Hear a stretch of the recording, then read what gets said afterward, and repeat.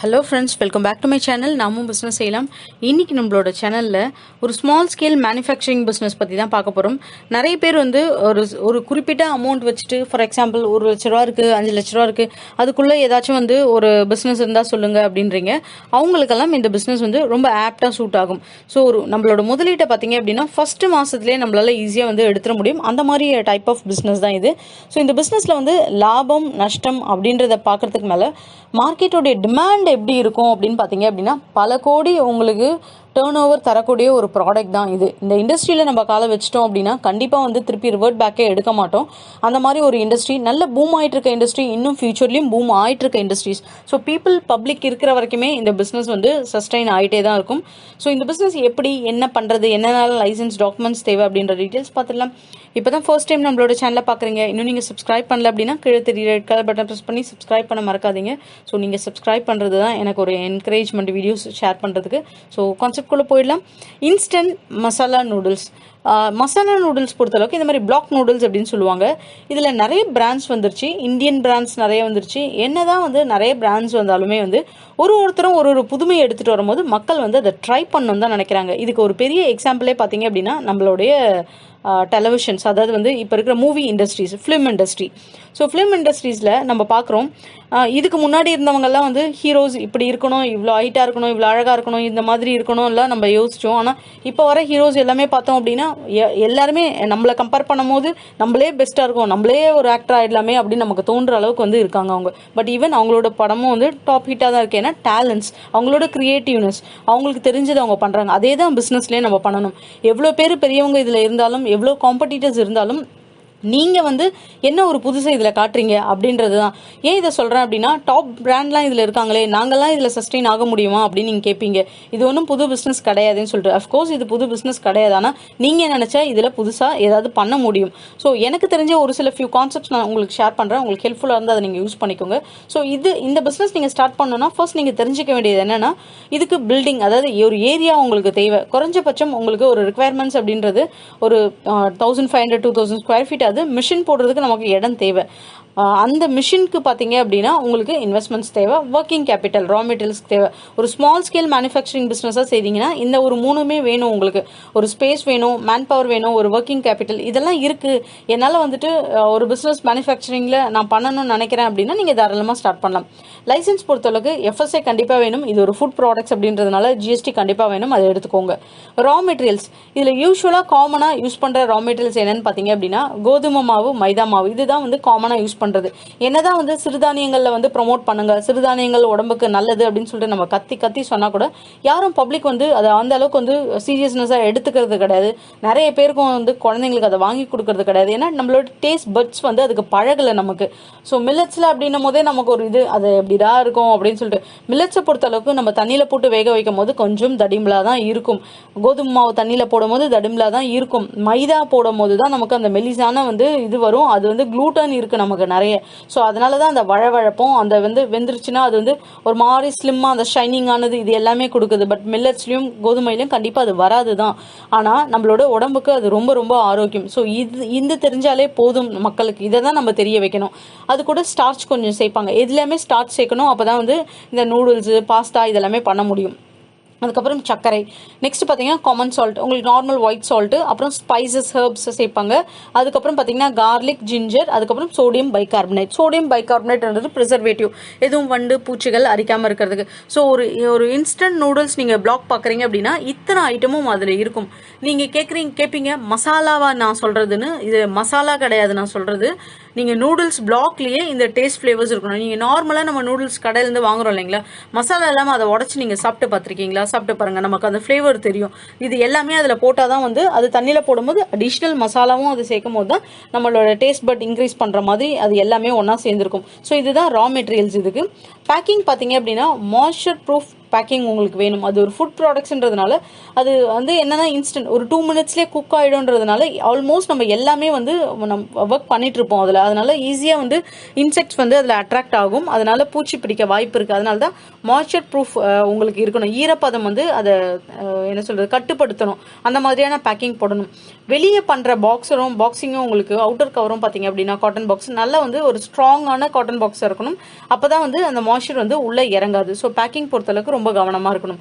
Next மசாலான்றது ஒரு தனி ப்ராசஸ்ங்க. நீங்கள் நூடுல்ஸ் மேக் பண்ணுறது வேற, மசாலா மேக் பண்ணுறது வேற. நிறைய இன்ஸ்டன்ட் மசாலாஸ் வந்து காம்பினேஷன்ஸ் ஃபார்முலாஸ் இருக்குது. அது வேணும்னாலும் நீங்கள் யூஸ் பண்ணிக்கலாம். இல்லை உங்களுக்குன்ட்டு ஓன் ஃபார்முலாஸ் இருக்குது, அந்த மசாலா போட்டால் நம்மளால வந்து நம்மளோட டேஸ்ட் பட் அதாவது சவுத் இந்தியனுக்கு ஏற்ற மாதிரி எடுத்துகிட்டு வர முடியும். ஃபார் எக்ஸாம்பிள் சாம்பாரே எடுத்துக்கிட்டோம் அப்படின்னா நம்மளோட தமிழ்நாட்டில் ஒரு சாம்பார் இருக்கும். அதே போல் பார்த்தீங்க அப்படின்னா பெங்களூர் போனீங்கன்னா ஒரு வகையான சாம்பார் இருக்கும்னா, கேரளா போனோன்னா அந்த இடத்துல ஒரு விதமான சாம்பார் இருக்கும். ஏன்னா பருப்பு வகைகள் பார்த்தீங்கன்னா ஒன்று தான். ஆனால் ஒருத்தர் டேஸ்ட் பட் அவங்க கொஞ்சம் சுகராக நல்லா வந்து இனிப்பாக சாப்பிடுவாங்க. கர்நாடகா அந்த பக்கம் பீப்புள் நம்ம கொஞ்சம் காரம் சாரமாக சாப்பிடுவோம். ஸோ இந்த மாதிரி மசாலாஸ் வந்து மாறும். யூனிக்காக நீங்கள் எந்த இடத்துல ப்ரொமோட் பண்ண போகிறீங்களோ அதுக்கேற்ற மாதிரி மசாலாஸ் வந்து ரெடி பண்ணிக்கோங்க. நெக்ஸ்ட் இந்த நூடுல்ஸ் மேனுஃபேக்சரிங் ப்ராசஸில் பார்த்தீங்க அப்படின்னா ஒரு இன்ஸ்டன்ட் நூடுல்ஸ் பண்ணுறோம் அப்படின்னா ஃபஸ்ட்டு ஸ்டீமிங் அதுதான் முக்கியம். இப்போ நான் உங்களுக்கு ஷேர் பண்ண போகிற அந்த மிஷின் வந்து ஃபுல்லி ஆட்டோமேட்டிக் மிஷின்ஸ் தான். ஃபஸ்ட்டு வந்து என்ன பண்ணுறாங்க அப்படின்னா இந்த ஃப்ரைட் இன் ஹைட்ரோ ஜென்ரேட்டட் வெஜிடபிள் ஆயில் அதில் வந்து ஃப்ரை பண்ணுவாங்க. அதில் ஃப்ரை பண்ணும்போது பார்த்தீங்க அப்படின்னா அதோட ஃபேட் கண்டென்ட் வந்து 20% இருக்கும். அது கூட வந்து உங்களுக்கு சால்ட்டு, எடிபிள் கம் அப்படின்றது அந்த பைண்டிங் ஏஜென்ட். இப்போ எப்படி ஒரு பிளாக் போடுறாங்கன்னா அது அப்படியே கட்டமாக நம்ம உடைச்சாதான் அது உடையும் இல்லைங்களா, அதனால எடிபிள் கம் அதில் சேர்ப்பாங்க. இதெல்லாம் சேர்க்கும் போது தான் அதோட ஷெல்ஃப் லைஃப் 6லேருந்து 8 மாதம் வரைக்கும் இருக்கும். ஒரு இன்ஸ்டன்ட் நூடுல்ஸ் ஒரு 2 to 3 மினிட்ஸ் நம்ம வந்து பாயில் பண்ணாலே அதை குக் பண்ணுறோம் அப்படின்னா கண்டிப்பாக இந்த மாதிரியான மெத்தட்ஸில் பண்ணாதான் அது 2 மினிட்ஸில் குக்கே ஆகும். Already precooked. அது நம்ம எப்படி சப்பாத்தி வந்து ப்ரீ குக்டு பண்ணுறோம் அந்த மாதிரி ப்ரீ குக்டு. டேஸ்ட்டுக்கும் அந்த ஃப்ளேவருக்கும் பார்த்தீங்கன்னா இன்ஸ்டன்ட் நூடுல்ஸில் இந்த டீஹைட்ரேஷன் அந்த ப்ராசஸ் நடக்கும் போதே வாட்டர் கொதிக்குது பாருங்க, அப்போவே பார்த்தீங்க அப்படின்னா அந்த taste maker different taste makers இருக்கும், அதை வந்து ஆட் பண்ணிடணும். ஸோ இவ்வளோ ப்ராசஸ் வந்து எப்படி நமக்கு தெரியும், இது ரொம்ப கஷ்டம் அப்படின்னு நீங்கள் யோசிக்கிறீங்கன்னா நம்ம மிஷின் ஆக்சுவலாக வந்து வாங்குற இடத்துலேயே வந்து இந்த ப்ராசஸ் வந்து நம்மளுக்கு எக்ஸ்பிளைன் பண்ணிடுவாங்க. 1 day ட்ரைனிங்கும் ப்ரொவைட் பண்ணிடுவாங்க. அதனால நீங்கள் அந்த வரி பண்ணிக்க வேணாம், அவங்ககிட்டயே லேர்ன் பண்ணிக்கலாம். மிஷினை பொறுத்தளவுக்கு 45,000 4.5 லட்ச ரூபா வரைக்கும் இருக்குங்க. 45 ரூபா மிஷின்ஸ் என்னன்னா எல்லாமே தனித்தனி ப்ராசஸாக பண்ணும். மாவு மிக்ஸ் பண்ணுறது, பாயில் பண்ணுறது, ஃப்ரை பண்ணுறது, இந்த மாதிரி தனித்தனியான ப்ராசஸ் இருக்கும். ஆனால் உங்களுக்கு வந்து இந்த 4.5 lakhs வந்து ஃபுல்லி ஆட்டோமேட்டிக் எல்லா ப்ராசஸுமே நீங்கள் அதில் பண்ணிக்கலாம். ஸோ அது இந்த மிஷினோட டீட்டெயில்ஸும் நான் உங்களுக்கு டிஸ்கிரிப்ஷனில் ஷேர் பண்ணுறேன். ஸோ இந்த மாதிரி இன்ஸ்டன்ட் நூடுல்ஸ் நம்ம ஆட்டோமேட்டிக்காக போயிட்டோம் அப்படின்னா 100 கிலோ வரைக்கும் 1 மணி நேரத்துக்கே நம்மளால் வந்து மேக் பண்ண முடியும். பிஸ்னஸ் லோன்ஸ் எடுத்துக்கோங்க. யார்கிட்டயுமே வந்து பைசா அவ்வளோ அமௌண்ட் நம்ம கையிலேயே ரெடிமேடாக வச்சிருக்க மாட்டோம். இன்கேஸ் பிஸ்னஸ் செய்கிறோம் அப்படின்னு ஒரு இன்ட்ரெஸ்ட் இருக்கிறவங்க, ஆல்ரெடி நிறைய ஏதாச்சும் இன்வெஸ்ட்மெண்ட்ஸ், ஃபேமிலி இன்வெஸ்ட்மெண்ட்ஸ் இருக்குது அப்படின்றவங்க மேபி வச்சிருக்கலாம் காசு. எல்லாரும் வந்து அவ்வளோ அமௌண்ட் வச்சிருக்க மாட்டோம். ஆனால் பிஸ்னஸ் செய்யணும்னு ஒரு இன்ட்ரெஸ்ட் இருக்கும் அப்படின்னா நீங்கள் வந்து பிஸ்னஸ் லோன் ஆப்ட் பண்ணுங்கள். பிஸ்னஸ் லோன் ஆப்ட் பண்ணால் ஃபர்ஸ்ட் உங்களோட கம்பெனியை ரிஜிஸ்டர் பண்ணியிருக்கணும். கம்பெனியை ரிஜிஸ்டர் பண்ணால் முத்ரா லோன்ஸ் இருக்குது பார்த்தீங்களா, அதுலேயே எடுக்க முடியும். எந்த ஒரு கொலாட்ரலும் தேவை கிடையாது. எனக்கே பார்த்தீங்கன்னா உங்களுக்கு 5 lakhs வரைக்கும் 10 lakhs வரைக்கும் எலிஜிபிள் பண்ணாங்க.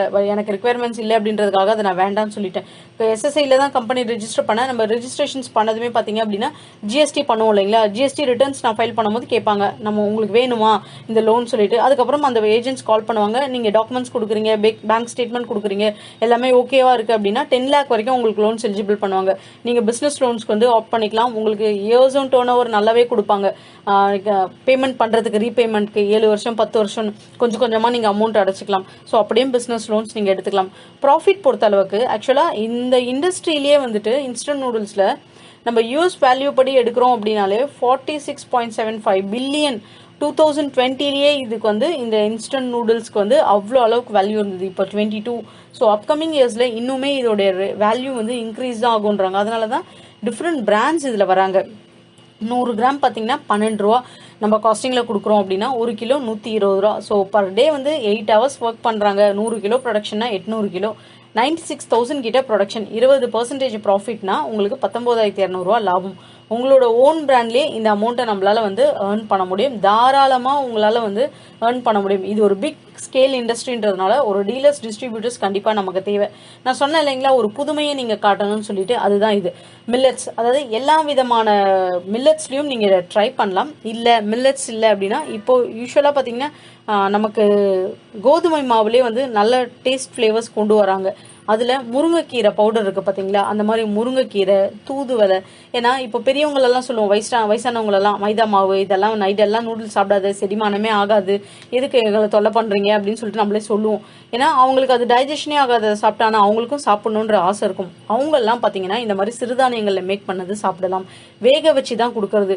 ஹோம் ஸ்டைலில் ஒரு மசாலானா அவங்களோட வயிற்றுக்கும் அது எதுவும் எஃபெக்ட் பண்ணாது.